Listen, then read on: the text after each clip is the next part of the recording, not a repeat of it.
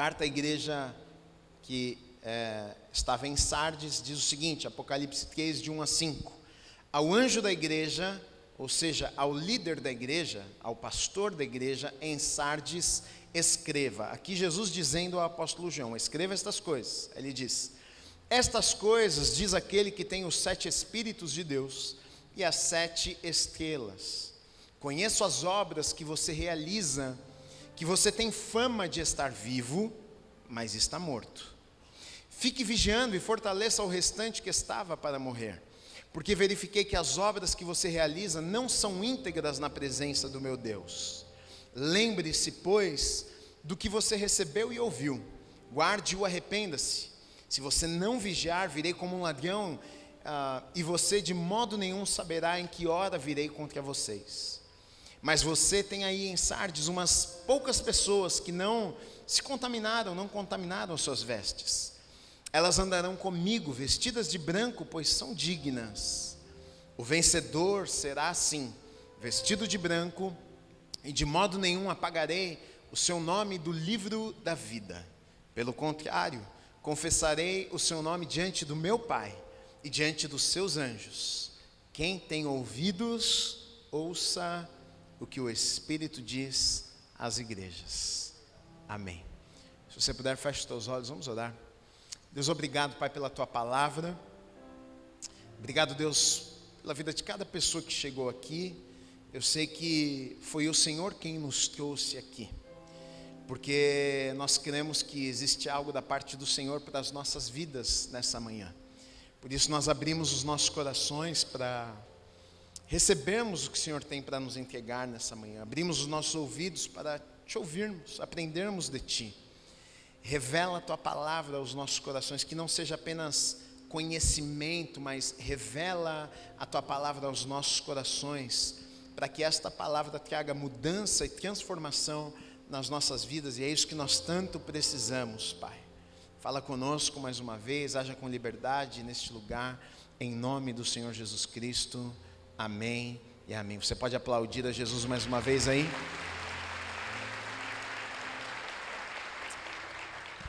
Como eu já disse antes, essa foi uma carta escrita aqui, à igreja de Sardes, mas cartas foram enviadas a 7 igrejas que ficavam na Ásia Menor. E o contexto, na verdade, de todas elas, a gente está falando de um ambiente, de um contexto de muita idolatria, onde se adorava muitos deuses. Na maioria das cidades naquele tempo haviam ali no centro, na praça central da cidade, templos que eram dedicados a deuses, enfim, e as pessoas iam nestes templos e ofereciam sacrifícios a deuses e tantos espíritos, e é neste contexto que surgem igrejas lá, porque isso aqui nós estamos falando 60 anos depois de Cristo, então Jesus nasceu, viveu, morreu, ressuscitou, e os apóstolos continuaram pregando a mensagem, pregando a palavra de Deus, levando o evangelho do Senhor a muitos lugares, e aonde eles passavam, muitas pessoas ouviam e entregavam seus corações a Jesus, e em muitos lugares começaram a pessoas se reunirem e virou igreja, porque igreja não é prédio, igreja somos nós. Se a gente sair desse prédio e reunir ali está uma igreja também, a igreja não está nesse prédio. Então, igrejas começaram a surgir em muitos lugares, e Jesus envia cartas para estas igrejas. Existe uma mensagem que Jesus queria falar com estas igrejas e também deseja falar conosco nesse tempo, neste dia aqui. A primeira coisa que me chama a atenção nessa carta que João envia ao anjo da igreja, a igreja que estava em Sardes, ele diz o seguinte: olha, conheço as obras que você realiza. Esse conhecer, essa palavra conhecer é perceber ou discernir, ou seja, eu vejo além do que os olhos naturais podem ver. E a gente entende que é exatamente isso que Jesus estava dizendo, porque depois ele diz o seguinte: vocês parecem que estão vivos, mas estão mortos. Ou seja, Jesus está dizendo àquela igreja o seguinte: eu consigo ver o que a maioria das pessoas não conseguem ver.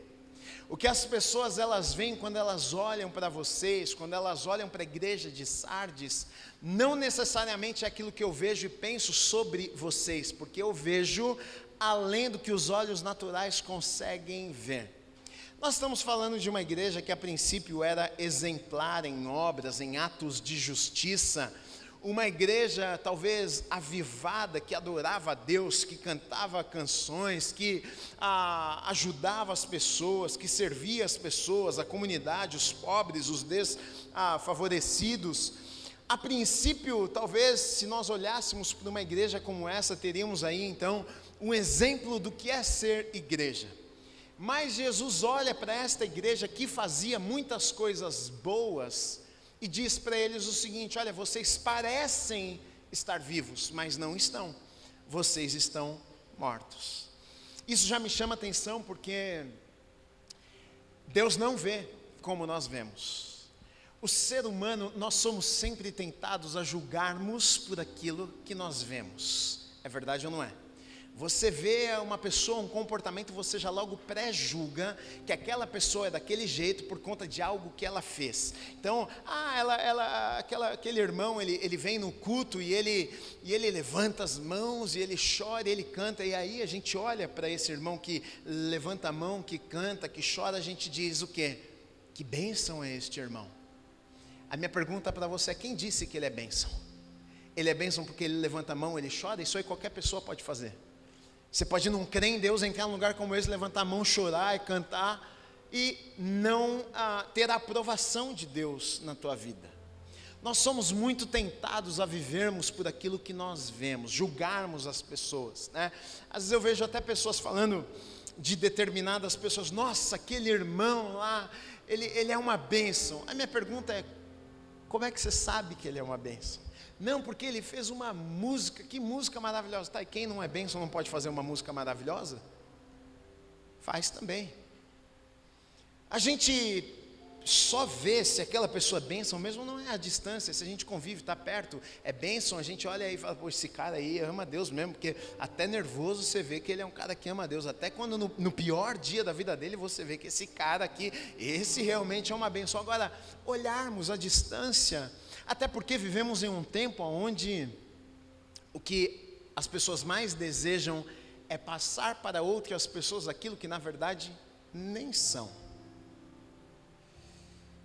Jesus, Deus, ele quando vai escolher o segundo rei da nação de Israel, Saul foi o primeiro rei, mas Saul desagradou o coração de Deus e Deus decide então levantar um novo rei da nação de Israel. E Deus chama o profeta Samuel e diz para ele o seguinte: olha, vai até a casa de Jessé, porque eu me provi já de um novo rei. Você vai até a casa dele, lá tem um rei, você vai ungí-lo como rei da nação de Israel. E o profeta Samuel obedeceu e foi até a casa de Jessé. E quando chegou à casa de Jessé, manda chamar os filhos de Jessé. Ele tinha muitos filhos, e o primeiro que vem é o primogênito, o mais velho, Eliabe. E quando o profeta Samuel viu Eliabe, o que é que ele pensou? Uau, este será o rei da nação de Israel. Ele é alto, ele é forte, ele tem cara de corajoso, ele tem cara de vencedor, ele tem o estereótipo daquele que Deus escolheria. E o profeta, ao pensar isso, Deus então fala com ele. 1 Samuel capítulo 16, versículos 6 e 7 diz assim: aconteceu que quando eles chegaram, Samuel viu Eliabe e disse consigo: certamente está diante do Senhor do seu ungido. Porém o Senhor disse a Samuel: não olhe para a sua aparência, nem para a sua altura, porque eu o rejeitei.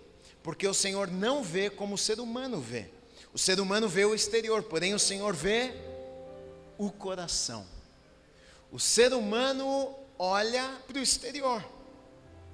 Agora, a grande questão e o problema é que o exterior ele é manipulável. A gente só mostra para as pessoas aquilo que a gente quer mostrar para as pessoas. Na tua rede social você só coloca o que você quer colocar. Você só coloca os teus melhores dias. Você é o pai que uma vez por mês ele brinca com o filho, mas ao brincar com o filho 30 segundos ele faz o vídeo e coloca e todo mundo pensa: que pai maravilhoso ele é. Ele brinca com os filhos. Ele faz aquilo lá uma vez a cada 6 meses. Ou seja, a gente mostra o que a gente quer. apenas. E o problema é que muitas vezes somos enganados pelo que vemos. E Jesus, na verdade, ele está indo contra exatamente estas coisas, uma vida de aparência, porque o que ele está dizendo é o seguinte: vocês parecem ser, mas não são. Vocês, o estereótipo de vocês, o que vocês fazem, por conta das obras, por conta do comportamento externo de vocês, vocês parecem estar vivos, mas na verdade vocês não estão. Então nós encontramos aqui uma igreja que vivia de aparências. E Jesus dá um nome para isso. Quando alguém vive de aparência, ela tenta mostrar ser uma coisa que na verdade ela não é. A Bíblia diz que isso se chama hipocrisia. Estas são pessoas hipócritas, que na verdade querem mostrar para as outras pessoas que são alguma coisa que na verdade estão longe de ser. E Jesus, em seu ministério, inúmeras vezes combateu estas coisas. Você imagina só Jesus andando e ao redor de Jesus estava cheio de religioso, estava cheio de gente que era entendido na lei, conhecia as leis, conhecia as escrituras, sabia dos profetas e rodeavam Jesus e andavam com Jesus. E Jesus começou a bater de frente com essa turma, porque ao redor de Jesus ficavam pessoas que o quê? Sabiam orar e oravam bonito. Ao redor de pessoas existiam pessoas que eram generosas, doavam, ajudavam os pobres. Ao redor de Jesus viviam pessoas ali, andavam pessoas que tinham boas obras. E estas boas obras eram admiradas pela maioria das pessoas. Elas olhavam para os fariseus, para os religiosos e diziam: uau, nossa, que pessoas, né, espirituais, como eles são cristãos de verdade. Mas na verdade Jesus diversas vezes confronta exatamente essa turma. Por exemplo, nos evangelhos, no Sermão do Monte, da montanha, em Mateus no capítulo 6, dos versículos 1 a 3, olha o que Jesus diz: evitem praticar as suas obras de justiça. Evita praticar a obra de justiça, não é bom praticar a obra de justiça, mas ele continua dizendo: diante dos outros, para serem vistos por eles. Porque sendo assim, vocês já não terão nenhuma recompensa junto do Pai de vocês, que está nos céus. Quando, pois, você der esmola, não fique tocando trombeta nas sinagogas e nas ruas, como fazem os hipócritas, para serem elogiados pelos outros. Em verdade, lhes digo que eles já receberam a sua recompensa. Mas ao dar esmola, que a sua mão esquerda ignore o que a mão direita está fazendo, para que a sua esmola fique em secreto, e o seu Pai, que vê em secreto, lhe dará a recompensa. Depois dos versículos 5 a 7, ele diz o seguinte: e quando orarem, não sejam como os hipócritas, que gostam de orar em pé nas sinagogas e nos cantos das praças para serem vistos pelos outros. Em verdade, lhes digo que eles já receberam sua recompensa. Mas ao orar, entre no seu quarto e fechada a porta, ore ao seu Pai que está no secreto. E o seu Pai que vem em secreto lhe dará a recompensa. E orando, não usem vãs palavras como os gentios, porque eles pensam que por muito falar serão ouvidos. Então a gente encontra Jesus confrontando esse tipo de comportamento. Porque os fariseus, o que é que eles faziam? Eles eram da turma que primeiro oravam bonito. Sabe aquele cara que ora bonito e você olha para ele e você fala assim: eu acho que eu não sou nem crente, porque a minha oração é muito simples, Gui. A minha oração é: ô Senhor, papai do céu, que bom, o Senhor é maravilhoso, me ajuda, Deus, sabe? Gui, eu converso com Deus como se eu estivesse falando com um amigo, mas parece que tem gente que está mais próximo de Deus, porque quando ele vai orar: ô excelentíssimo Senhor, benigníssimo, exaltado nas alturas, poderoso, céu e terra, que tudo treme, você fala: gente, essa oração é diferente. Esse cara, ele é muito espiritual, ele deve estar mais colado com Deus, não é possível. Essa turma aqui que Jesus está falando, eram aqueles que levantavam nas sinagogas e faziam orações altas, bonitas, para outras pessoas verem o que eles estavam fazendo. É para essa turma aqui que era generosa, sim, que ajudava, atos de justiça, ajudava ao próximo, estendia a mão, mas faziam na verdade para que outras pessoas vissem o que eles estavam fazendo. E é contra esse tipo de comportamento, hipocrisia que Jesus está falando, e é exatamente isso que está acontecendo nesta igreja aqui. Não que Jesus seja contra as coisas boas. Quando nós amamos a Deus, quando nós temos um relacionamento com Deus, consequentemente nós vamos fazer coisas boas. É claro, a gente estende a mão para o próximo, afinal não tem como, eu não consigo não fazer isso. Se Deus estendeu a mão a mim, eu sei que eu não sou merecedor, como é que eu não posso estender a mão para o próximo? Se Deus me abençoa, como é que eu não vou abençoar a vida de outras pessoas? Sim, é consequência de um relacionamento com Ele. Não é que nós precisamos deixar as boas obras, não, são coisas boas, são coisas maravilhosas, mas o que Jesus está tratando aqui não são as obras, mas o que está por trás das obras. Não é o que eu faço, mas o porquê que eu faço o que eu estou fazendo. Qual é o motivo? Qual é a motivação? O porquê você faz o que você faz? Pareciam vivos, mas estavam mortos. A pergunta é, se pareciam vivos é porque faziam alguma coisa para parecerem vivos. Uma igreja que ajudava, uma igreja, a princípio, aos olhos naturais, avivada. Uma igreja que quando você ia lá na reunião deles, o povo canta, o povo chora no culto, está tudo certo, uma igreja viva. Deus está lá no meio deles. Mas Jesus está dizendo para aquela igreja, hipocrisia, porque vocês parecem ser, mas não são. Talvez essa seja uma das nossas maiores lutas nos dias de hoje. Afinal, vamos ser sinceros, todos nós queremos ter uma boa reputação. Ou você quer que as pessoas pensem mal de você? Não. Você quer que as pessoas pensem bem de você, coisas boas? Não, ele é uma pessoa correta, é uma pessoa justa, ele é um bom marido, ele é um bom pai, ela é uma boa esposa, ela é uma mulher maravilhosa. Todos nós temos o desejo, né, de que as pessoas nos vejam desta forma. Até dentro de uma igreja, a gente num contexto como esse aqui, a gente encontra diferentes realidades. A gente tem gente que, por exemplo, é convertida, anda com Jesus há 30 anos, 40 anos. E a gente tem gente que está pisando na igreja pela primeira vez. E o perigo, muitas vezes, das pessoas que estão chegando é olhar para estas pessoas que já têm uma caminhada com o Senhor, que Deus já fez tantas coisas na vida destas pessoas, e falar, bom, já que eu estou vindo agora aqui, eu preciso então fazer como eles fazem, preciso seguir os passos dele. E muitas vezes fazemos coisas pelo simples fato de sermos vistos, para que os outros pensem, puxa, olha, ele é crente, olha lá no culto, você viu, ele levantou a mão, não sabe nem o que está fazendo ao levantar a mão, mas está levantando a mão. Eu não sei, de repente se Jesus voltar, ele puxa a gente primeiro, está com a mão estendida, acho que é isso que significa, né? Que não sabe nem o que mas está fazendo, né? Feito manada, está todo mundo fazendo, eu faço também, porque de repente isso aqui é espiritual.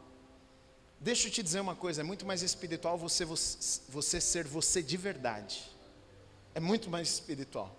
É muito mais espiritual se você não entende nada, ao invés de levantar a mão, fica de mão baixada mesmo. E pede para Deus, me explica esse negócio aqui de levantar a mão, o que isso significa? Porque quando eu fizer, eu quero fazer de coração, inteiro, na tua presença. Não fazer por fazer, não fazer para impressionar ninguém, não fazer para que as pessoas olhem para mim e falem, olha, nossa, você viu o rapaz lá, você viu que bênção? E eu acho que esse é o mal, um grande mal do nosso tempo. Essa carta se aplica tão bem nos nossos dias, né? Porque a gente está falando do mundo digital, a gente está falando da internet, a gente está falando de exposição, a gente está falando de tudo que a gente faz na nossa vida. Os outros ficam sabendo, os outros ficam vendo, tudo não, só a parte boa, porque ninguém põe coisa ruim.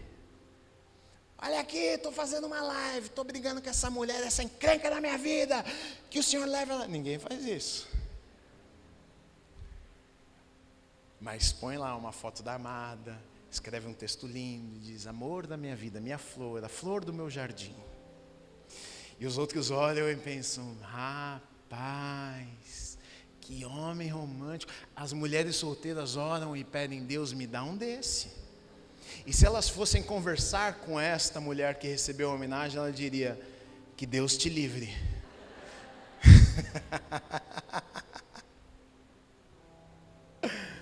Casei com um príncipe. Ele veio de cavalo, só ficou o cavalo, ele foi embora. E muitas vezes somos tentados a mostrar para as pessoas aquilo que não somos. Meu pai contou uma história engraçada. Uma vez ele encontrou um irmão da igreja na rua. Não sei o que ele estava fazendo, e ele viu o irmão de longe. O irmão não tinha visto ele. E ele viu que o irmão estava fumando um cigarrão. E ele foi andando em direção do irmão para dar oi para o irmão estava fumando cigarrão. Quando o irmão viu o meu pai, pastor dele, com o cigarrão na mão, ele... Pum. Meu pai falou, ele deve estar com a mão queimada até hoje. Porque ele apagou o cigarro escondido aqui atrás, eu só via a fumacinha subindo por trás dele. Nós queremos mostrar o que não somos. Você fuma? Que fume. Não precisa mentir para ninguém. Isso faz mal para você. Deus não quer algo que destrua o teu corpo. Então, que Deus te ajude a parar com essa porcaria que só te causa mal. Agora, você não precisa fingir. Não. É o que está acontecendo com essa igreja aqui. Na verdade, nós somos sempre muito tentados a isso. E eu digo isso, imagina eu, pastor. As pessoas olham, acham que o pastor é um santo, né, que não erra na vida. Imagina, você acha que eu não sou tentado muitas vezes a mostrar às pessoas aquilo que não é?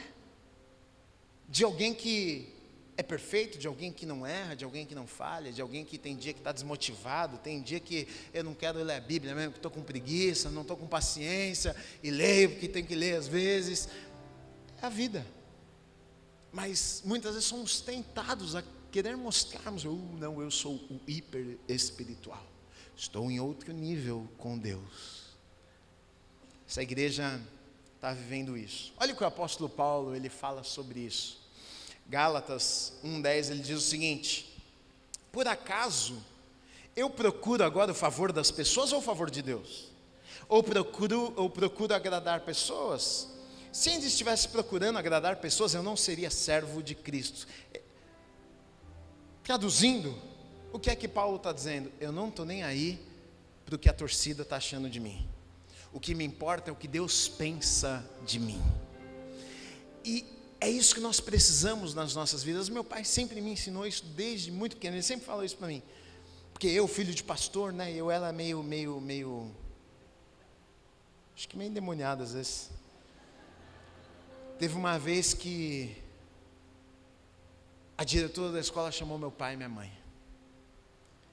E falou, tudo bem, Edson, Célia, né? Queremos conversar com vocês, sabemos que vocês são pastores, né? Sim, somos pastores. Falei, então, já que vocês são pastores, a gente estava conversando aqui, a gente estava, né? Porque assim, o Guilherme, ele bem, tem um temperamento assim, bagunceiro e tudo. A gente estava pensando que de repente não seria bom se vocês benzessem ele. Queria me benzer.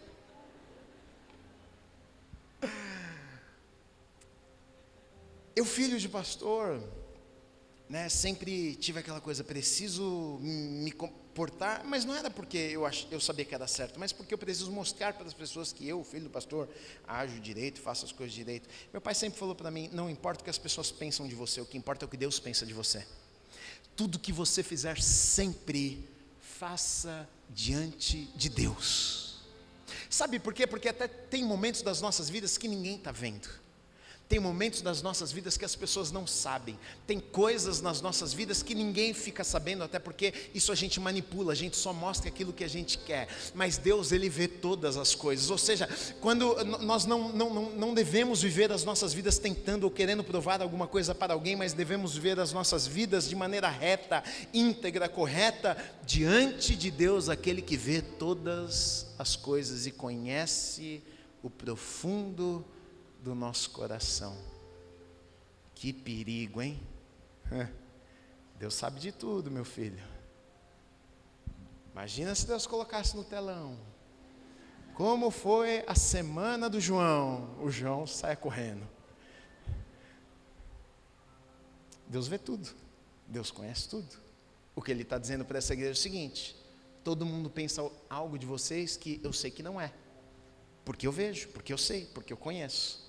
Vocês conseguem enganar a eles, mas não conseguem me enganar.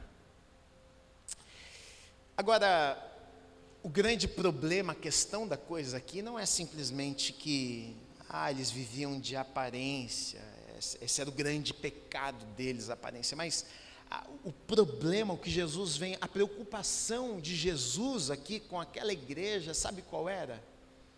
A morte. Porque ele diz, vocês parecem estar vivos, mas não estão, estão mortos. Vocês estão mortos, longes, afastados da presença do Senhor. O problema é que muitas vezes as nossas ações, a maneira que a gente faz as coisas, pode tentar nos enganar. Porque a gente pensa, já que eu estou fazendo, é porque eu estou fazendo a coisa certa, né? Estou andando com Deus. Já que, eu vou na igreja, eu vou 2 vezes na semana, né? Então estou tudo certo com Deus.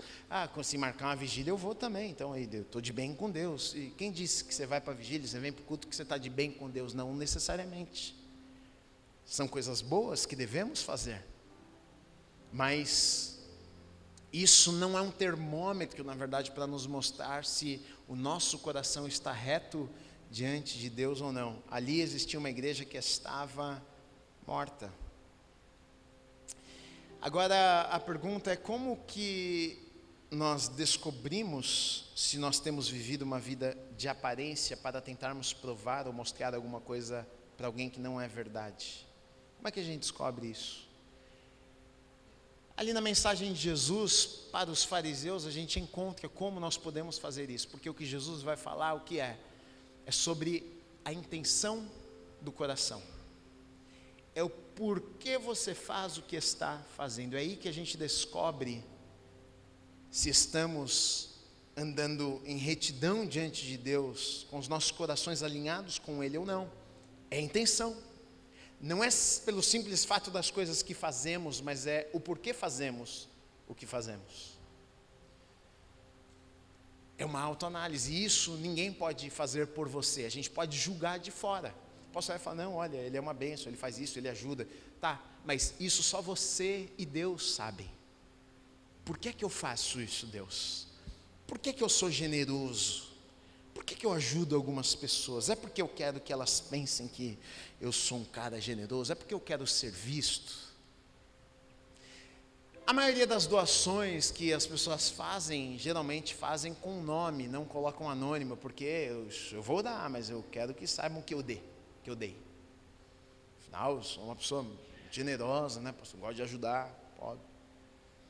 A gente gosta de mostrar aquilo que fazemos. A pergunta é, qual é a intenção do teu coração? É ajudar porque é um desejo do teu coração ajudar, mesmo ou você quer ser visto?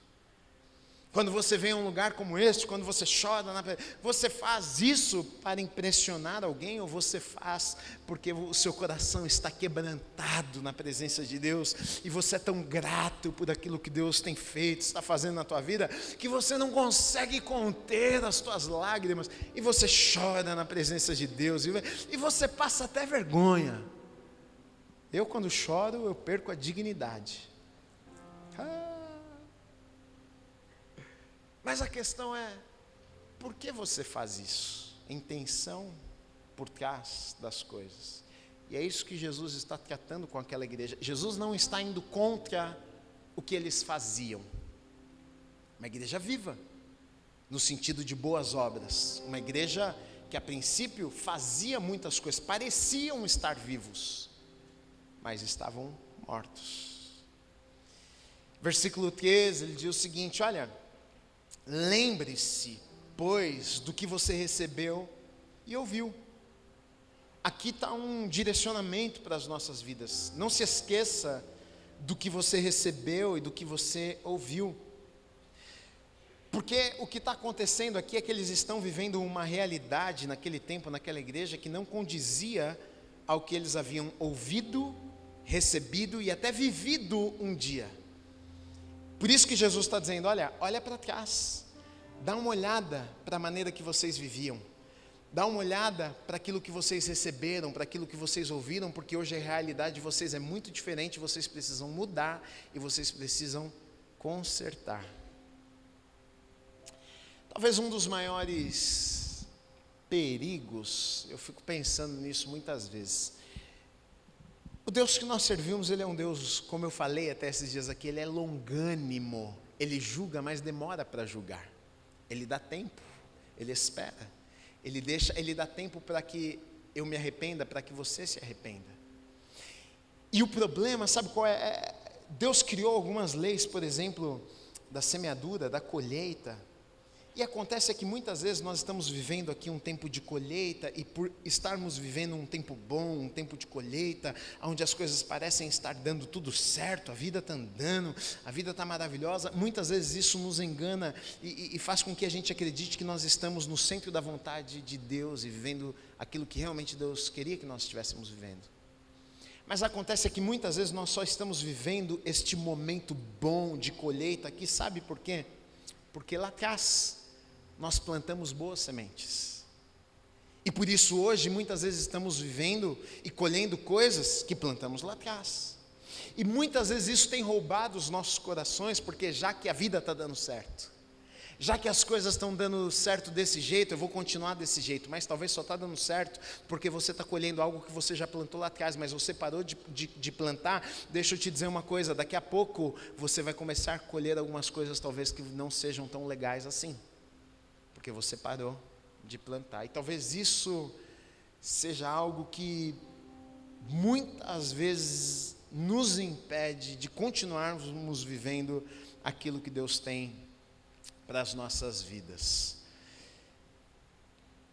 Uma igreja morta é uma igreja que vive, uma vida morta é uma igreja, somos nós que vivemos de experiências do passado.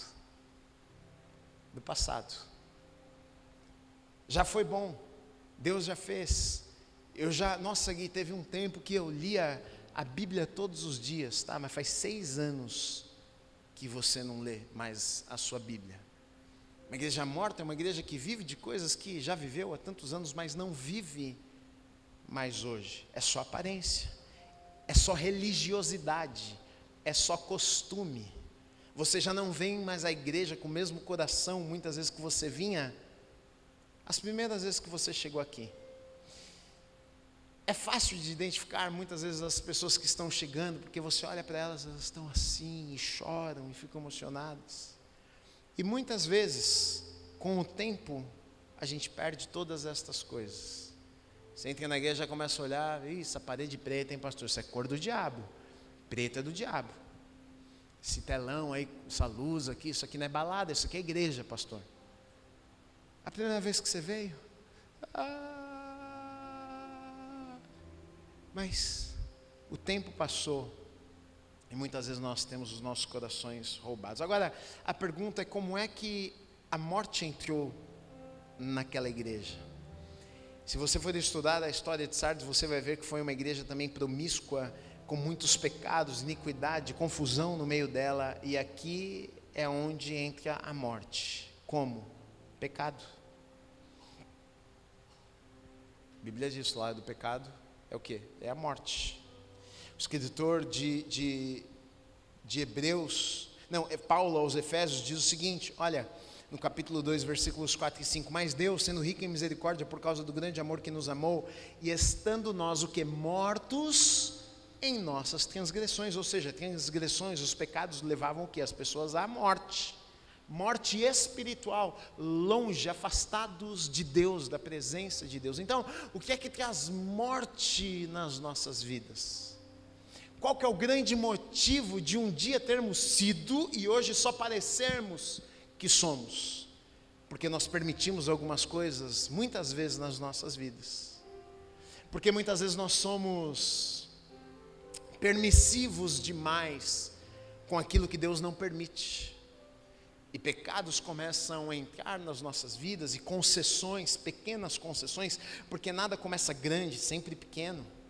Pequenas concessões que vão trazendo morte para a nossa vida espiritual, e por sermos religiosos, termos uma religião, a gente continua fazendo a mesma coisa que sempre fizemos. A gente vem na igreja, a gente ajuda, a gente serve, mas muitas vezes mortos espiritualmente falando, longe da presença de Deus, já não ouve mais a voz do Senhor, já não recebe mais direcionamento nenhum de Deus, nas tomadas de decisões, ou no que vai fazer na vida, já não, eu que decido minha vida, antes não era assim, mas os pecados, concessões, nos afastou de Deus, mortos espiritualmente falando.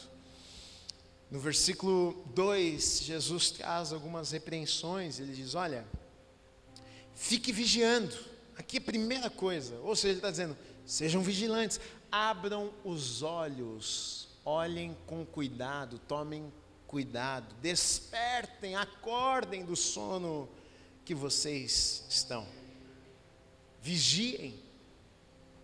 É o texto da Bíblia que nos diz, olha, aquele que está de pé, cuide, para que não caia também. Às vezes nós estamos aqui, a gente olha para o caído, e diz, nossa, tadinho, nossa, mas graças a Deus, que eu estou, sou um homem de Deus. Aquele que está de pé, cuide, para não cair também.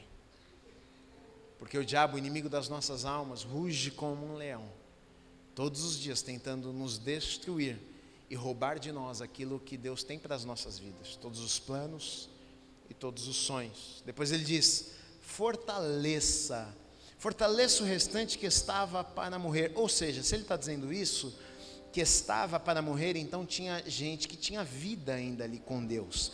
Fortaleça aqueles que ainda têm vida, fortaleça.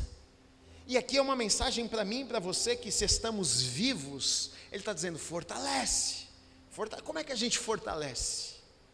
Preciso me fortalecer, espiritualmente falando. Como é que eu me fortaleço? Não tem muito jeito não tem muito caminho. Se não for através da Bíblia, da palavra de Deus, se não for através da oração, se não for através de encher os teus pensamentos e permitir que a palavra de Deus renove a tua mente, mude a maneira que você enxerga a vida, a maneira que você enxerga as pessoas, não tem outro jeito se não for através da palavra de Deus, sendo ela ouvida, pregada, lendo a Bíblia, enfim, fortaleça, Jesus está dizendo, porque ele está olhando para uma igreja que já foi viva e está morta.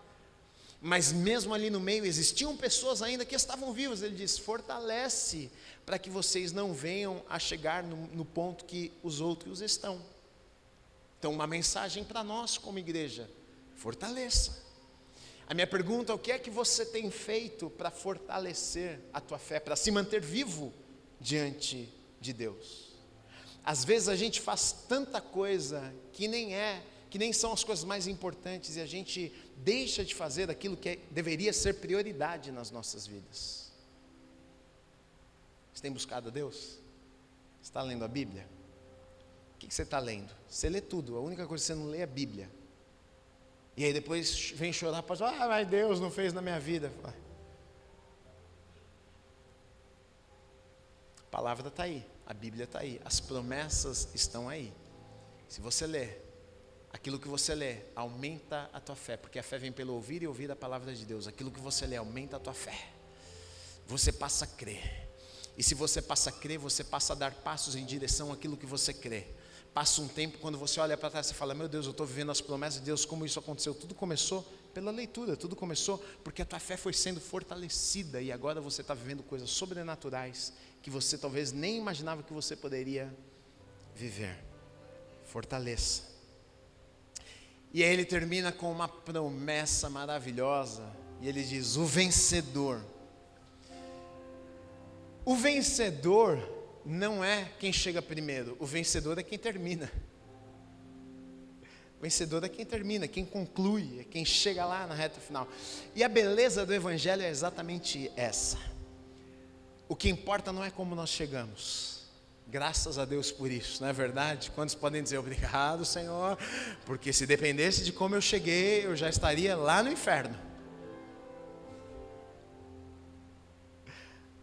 Não importa como nós chegamos, a beleza do Evangelho é que, independente de como você chegou, Deus te aceita, te abraça, te acolhe, te dá um destino. O que importa é como nós vamos terminar. Por isso que ele diz, ao vencedor, aquele que terminar, aquele que concluir, aquele que não desistir no meio do caminho, aquele que não perder a fé, aquele que continuar lutando, aquele que continuar vivendo e andando com Deus até o último dia de vida, até o último suspiro. Ele diz, para estes existe promessas. Ele diz, o vencedor será assim, vestido de branco, e de modo nenhum apagarei o seu nome do livro da vida. Pelo contrário, confessarei o seu nome diante do meu Pai, diante dos seus anjos. Quem tem ouvidos, ouça o que o Espírito diz às igrejas. Olha o que ele diz, vestido de branco. Ele fala sobre vestes aqui. As vestes brancas na Bíblia representam a pureza, a santidade, justiça. Ele está dizendo, olha, aquele que vencer, por estar vestido com estas vestes brancas, agora santas, justificados, ele vai dizer o seguinte, olha, para estas pessoas eu não vou apagar o nome de vocês que está escrito no livro da vida. Eu não sei se você sabe disso, mas no dia que você entregou o teu coração para Jesus e disse, Senhor, eu já tentei viver minha vida do meu jeito, eu já fiz tudo que eu podia, e entendi que a vida sem o Senhor não vale a pena, entrega a Ti o meu coração. Sabe o que acontece? Deus escreve o teu nome no livro da vida, e ali é uma declaração de que um dia, aqueles nomes que estão ali, estarão com Ele, para viver toda a eternidade na presença dEle. Apocalipse no capítulo 20, versículo 15 diz assim, e se alguém, olha que coisa, se alguém não foi achado inscrito no livro da vida, olha que perigo, se algum nome foi apagado, se alguém não foi encontrado no livro da vida, olha o que diz, esse foi lançado no lago de fogo. Traduzindo, está com o capiroto. Agora, a promessa é para o vencedor, para aquele que guardar a fé, para aquele que andar com Deus, existe uma promessa, o teu nome vai continuar lá, eu vou falar de você para o meu Pai que está nos céus, e essa é a promessa de que um dia, aqueles que vencerem, que continuarem, que não desistirem, andando com Deus, passarão por toda a eternidade na presença dEle. Então, lições desta carta e para as nossas vidas, para concluirmos. 1. Não podemos enganar a Deus com boas obras. Ele conhece as nossas intenções. Deus não está aqui só na igreja não. Ele está lá na tua segunda-feira, Ele está na terça-feira, Ele está na quinta-feira, Ele sabe de tudo. Fuja da tentação de viver de aparência. Seja de verdade, com os teus erros, com as tuas falhas. Ninguém é perfeito aqui, todos nós falhamos, erramos. Sabe por que a gente precisa ser de verdade diante de Deus? Porque Deus não pode mudar aquilo que não é de verdade.